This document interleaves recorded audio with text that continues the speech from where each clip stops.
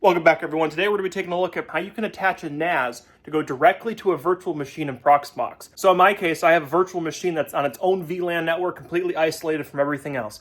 But I still want that to have access to my NAS. Today we'll be taking a look at the way I found out how to do that. So the first thing I'm going to do is actually get the NAS directory set up with the username. So we're going to use the game drive for this example. Now in my case, I got to go over to People, hit my Proxmox user, settings, and I'm going to add the game drive as an owner. We're going to start off with the easiest one, which is just read access. So if you have like your Plex library, you're trying to forward it onto a Plex VM, it doesn't need write access if it's just reading the shows. So I'm going to go start with that. Then we'll talk about how to switch it over to get write access. All right, going over into the data center, we're going to hit storage and we're going to hit add. And we're going to add an SMB in my case. Game drive. Now we're going to add the game drive. For content, I just like to choose backup just because it's the least annoying later on. And we're going to go ahead and hit add. So now that that's added, we're going to use a directory map. So go into directory maps and hit add. We're going to name this, in my case, UNAS game drive dir for directory. Probably write down that mount path that we saw earlier that it would have given you. I already know what it's going to be. Mine's NT game drive. Great. And now you can see it in the list right here. Boom, send an arrow, and then the mounting location is what I typed in. And let's go show you where to get that. So when you added it, it would have showed it up here in this list here. So under storage, you can see your target. We're going to go ahead and forward this directory onto our VM. So in this case, I'm going to be using my Ripper VM as an example. Hardware, then add virtual IO file system, mapping. We're going to hit our game drive and hit add. Now we are going to go ahead and start this machine. So we're going to go into terminal. So now in terminal, we're going to go ahead and make sure virt IOFS is available. So we'll do that by checking sudo modprobe virt IOFS. Enter our sudo. Oh, Jesus. All right. Now we're going to check to see if it's loaded. I just went ahead and cleared ls mod grep virt IOFS. And there should be. Let's go ahead and auto load this on boot. Modules. Spell that correctly. Okay. Now we're going to go ahead and mount the directory. So drive. And now we can do sudo, and now we're going to be using the directory that we made earlier. So we'll do, in my case, UNAS game drive dir, and I'm going to be shoving that into mnt drive. Not doing very good at spelling today. Look at that. There we go. Boom. And now that that's mounted, we should be able to ls and see the files that are inside of it. So let's go ahead and try that. UNAS game drive. And now we can see a whole bunch of crap in here. So that basically means we can now see the files that are inside of that NAS drive. So let's go ahead and make this mount permanent, and then we will start discussing on how to get write access to it. We're going to do sudo nano etc fs tab. Okay, very similarly to how I have these other two already laid out in here, we're going to go add that new one. So this one's going to be the directory, which was UNAS game drive dir, 3 spaces, mnt UNAS game drive virt IOFS default 3 spaces 0 3 spaces 0. I just like doing it like that. I don't even know that you have to do it like that. So we're going to go ahead and save that. Boom, save, yes. And we're going to test mount everything with sudo mount -a. Bada boom, looks like it succeeded. All right, and now we can see it down here in our list. We're going to go ahead and restart and make sure we can still see this file when we get back in. So let's go ahead and do that. Sudo reboot. So when we're back in, we should be able to just go see that directory again. We'll even check it in the file structure. And then I'll show you, you'll be able to read the files, you won't be able to write the files. So the next step will actually go a little bit deeper and we'll get write access to this file. /mnt And now we can see that we have our game drive in here, and here are all of our files.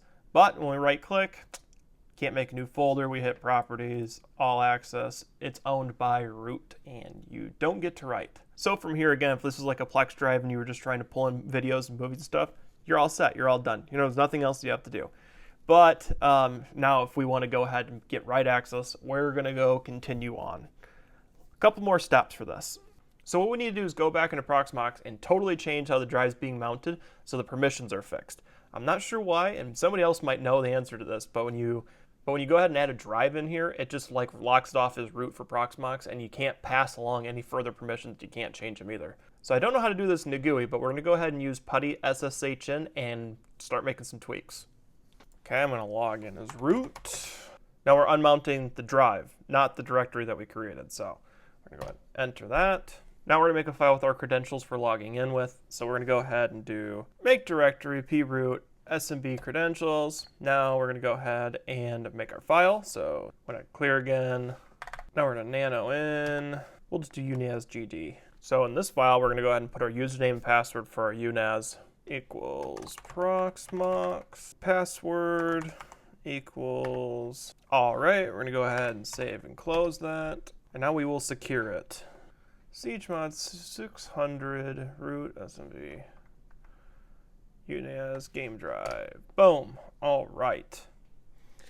I'll go ahead and put this, I'm going to copy this one that I already created. I'll go ahead and put it in the description, but it's going to be different for everyone's use case. So for mine, we got the IP address, and then we're going to do UNAS game drive. Then we have our directory, which will correct to UNAS game drive as well. We'll change the credentials to the ones that we made, UNAS -GD. And then we look through here, your UID and GID are set to 1000. We need those, our modes. We're forcing it in Proxmox, so we need both these force callouts. And this version here is just my SMB version. The UNAS currently uses SMB 3.1.1. All right, so I'm going to go ahead and close this. Yes, enter. We're going to reload. And then mount, no directory, of course. Well, that's suspicious. Let me go in here and we're going to do a little testing to see why it might be doing that. Let me change this to swap, since I know that one works. Save, yes. Reload. Okay, so it doesn't like the drive mount. I'm gonna go back in there.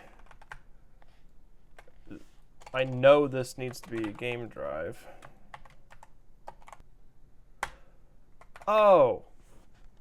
Oh yeah, right here, boom. The file directory on the UNAS is game drive. All right, that was my bad. So we'll go ahead. Now we'll go ahead and exit. Yeah, save. Go ahead and reload.